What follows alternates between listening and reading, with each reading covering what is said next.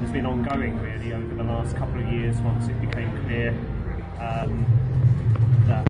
that this was going to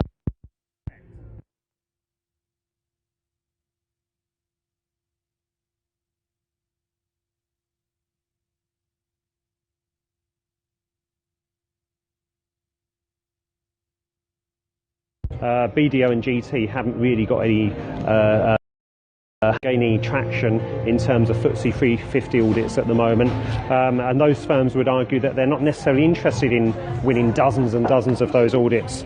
Obviously, the consequence of the audit tendering process is that there ends up tendering process becomes costly. There's a lack of competition on some audits because the audit firms are a bit choosy about which audits they actually want to take on. So some audits they're not actually interested in. And obviously there's the possibility that if a firm is interested in certain audit work, they may need to poach staff to do so. So I mean that's all costly for the accounting firms really. We've seen the blocking of some non-audit services, and that's where life gets a little bit more interesting really, but then that plays into the strategy aspect. Do you want the non-audit work with a big client or the audit?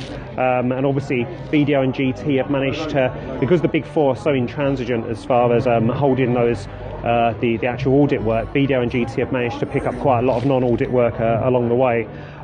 How all of this actually increases audits quality I think is very hard to tell. We know that auditors can't really abdicate responsibility for how their business performs and the financial statements that they put out. There has been a lot of talk about reform around how audit actually works and creating value in the audit process. But at the end of the day, it is kind of quite narrow in its scope, and I don't think anyone's come up with a bright idea for making audit a more valuable process, but one which also still manages to limit the scope for the auditors themselves, because we can't have more auditors collapsing every time the market participants and the stakeholders get upset with the audit firms for what's gone on. So I have big concerns that the audit will not fundamentally change going forward and will maintain the kind of same value that it has. Talking about abdicating responsibility and the like, it was obviously interesting to hear the Philip Green talking about the advisors that he had around the process of making business decisions at BHS, including the change of ownership, and Philip Green has kind of put a little bit of blame around Grant Thornton, Oldswang and Goldman Sachs, saying that they kind of share the responsibility for the collapse of BHS. I can see where that argument comes from, but again I think it plays on my points I made around audit. There's only so much responsibility that directors of a company can abdicate and put onto their advisors. Ultimately the directors make the ultimate choices, so I think really that's where the audit story and the BHS story cross paths, quite frankly.